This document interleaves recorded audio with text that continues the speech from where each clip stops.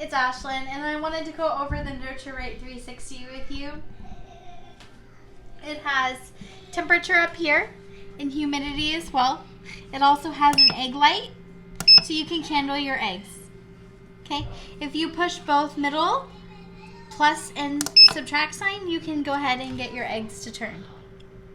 Do you have to press it to stop, or it stops by itself? It stops by itself. Here's your port for water. I only use A, and I'll get into that by the end of this video. Alright, so with this Nurture Right 360, I usually keep my humidity about 65% to 57 right now, but I did just add water. So it should be going up soon. I wanted to discuss with you my hatch rates of the Nurture Right 360, and my hatch rates are about 90% hatch rate depending upon the eggs. Now if they're my eggs, they hatch.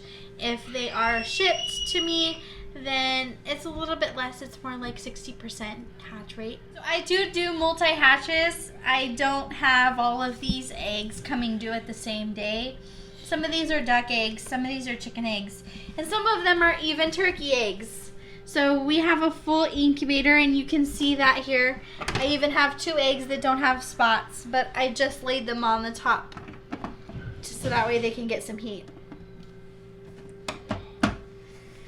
So some of my eggs, that is one thing I do not like about this Nurture Right 360 is this lid is really hard to get perfect. Now, some will say that it's not bad, but others have locking mechanisms.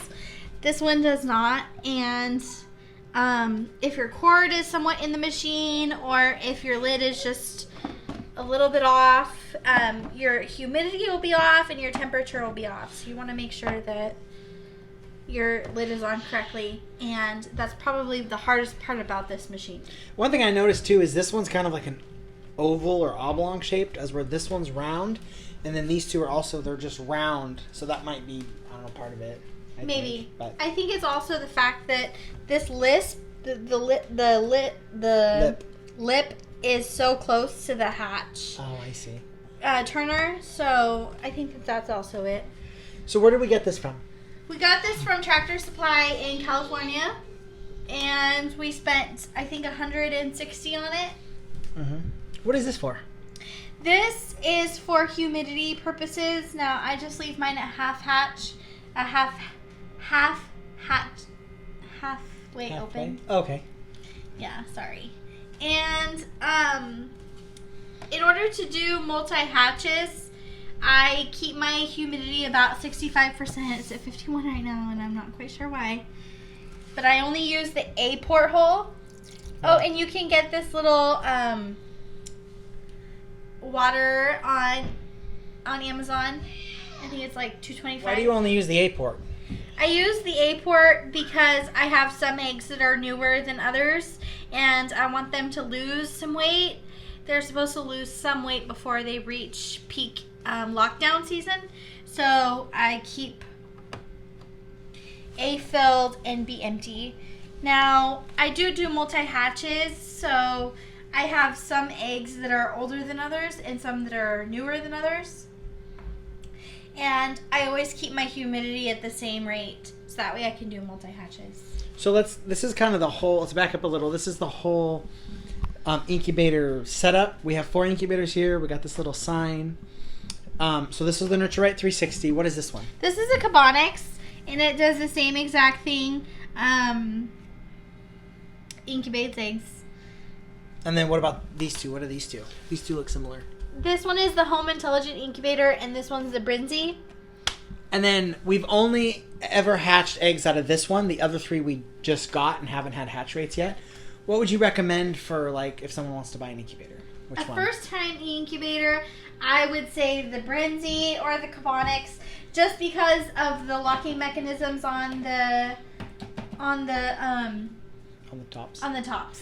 And one thing I would say is maybe to steer clear of the Chinese ones, because we have a Chinese one over here, and this thing does not keep heat. We have to keep like a towel wrapped around it just to keep the heat into it.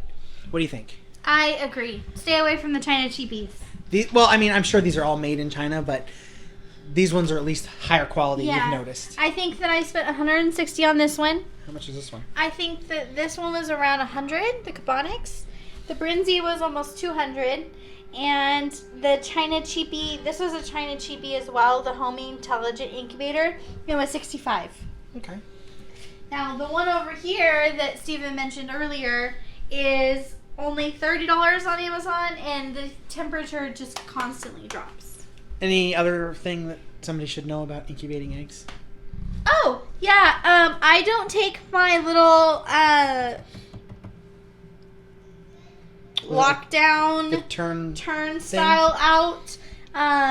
I find that my chicks just kind of crawl all over the eggs, and they're fine. Oh, after they hatch. After they hatch. Okay. And then, like, I've noticed, like, this one is, like, it's a piece that comes out. But then, like, these two, see, this one's just kind of got, like, notches. This one's got, like, notches as well. And then this one we actually took out because these are, what? Goose Turkey eggs? eggs. Turkey eggs. And it doesn't Turkey fit. and goose and duck. So they don't fit in the little thing. It's around here somewhere. Thank you.